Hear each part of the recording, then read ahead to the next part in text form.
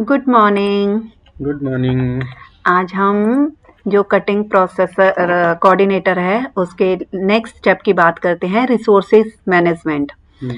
सुचारू प्रोडक्शन के लिए रिसोर्सेज उपयोग को अनुकूलित करें, मतलब कि उनके जो रिसोर्सेज हैं जो हमारे, उनको स्मूथनेस कैसे लाएं, उसका स्मूथनेस लाएं, हाँ वर्क में स्मूथनेस कैसे लाएं।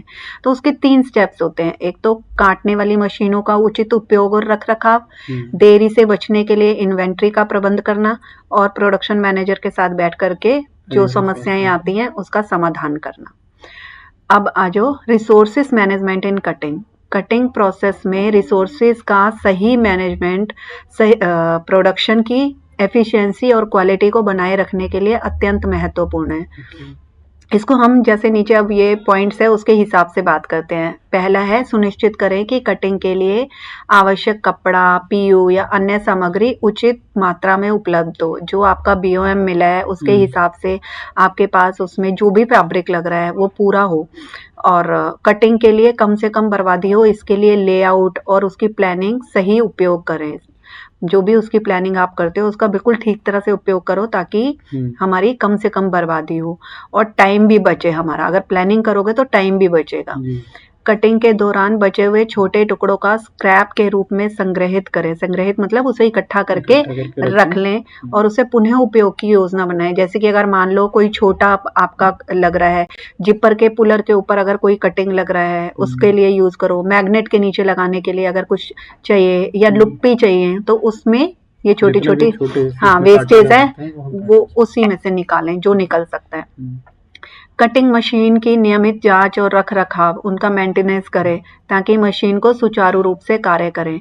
मशीन के ब्लेड के नियमित रूप से तेज करें, मतलब उसे शार्प करवा लें, उसकी स्थिति को सही रखें। काम के अनुसार उपयुक्त मशीन का उपयोग सुनिश्चित करना। जैसे कि बड़े आकार की कटिंग है तो ऑटोमेटिक मशीन, या छोटे पल्ले कटने हैं, जो कल मैं आपको पल्ले दिखा रही थी डिजाइन वाले, तो वो ऑटोमेटिक मशीन से नहीं कट सकते, तो उसके लिए तेज धार वाली कैंचियों का रखना। और कितनी क्वांटिटी है बीओएम के हिसाब से, उस हिसाब से आपको कितना दिन चाहिए, कितने दिन में पल्ले कटेंगे तो कैंचियां कितनी होनी चाहिए, उन सब का योजना बनाना कि कितना है, प्लानिंग करना।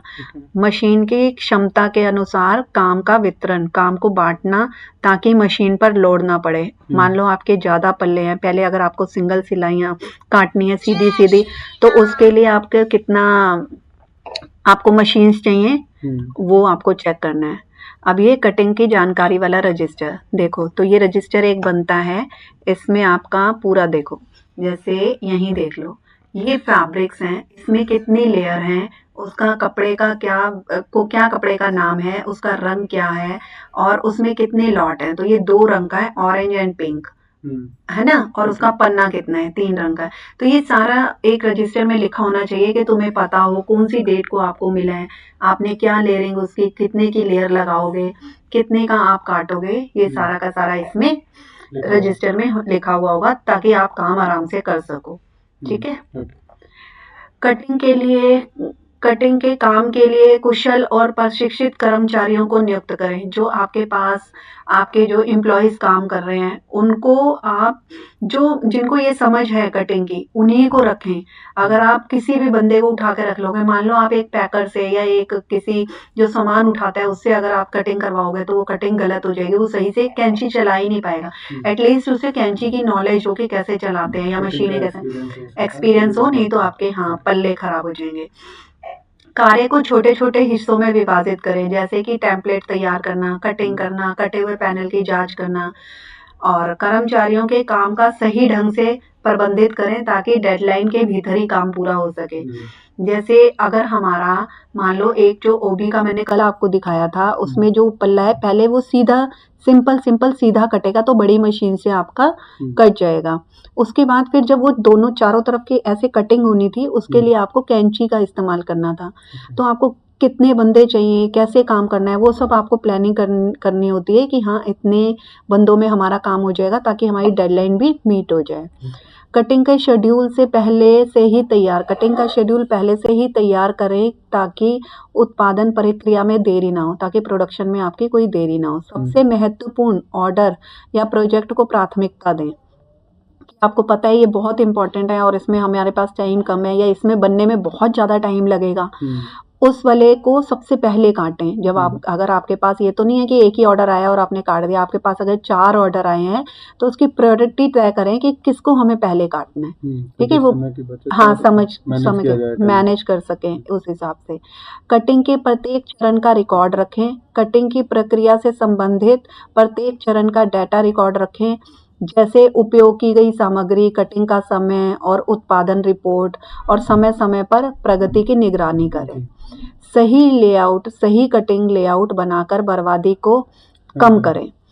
मशीनों का उपयोग कुशलतापूर्वक करें ताकि बिजली और अन्य संसाधनों की खपत भी कम हो। नई तकनीक, नई प्रक्रियाओं का प्रयोग करें ताकि लागत में कमी और उत्पादन में वृद्धि हो, ठीक है? कटिंग के दौरान और बाद में गुणवत्ता मीन्स क्वालिटी का निरीक्षण करें, क्वालिटी की चेकिंग करें। कर्मचारियों को नई तकनीकों और गुणवत्ता मानकों की ट्रेनिंग दें, मतलब उनको क्वालिटी चेक करने की उनको ट्रेनिंग दें। हाँ, ग्राहक की मांग मीन्स कि जो तुम्हें मर्चेंट्स ने दिया है पीस, उसके अनुसार कटिंग का प्रबंध करें।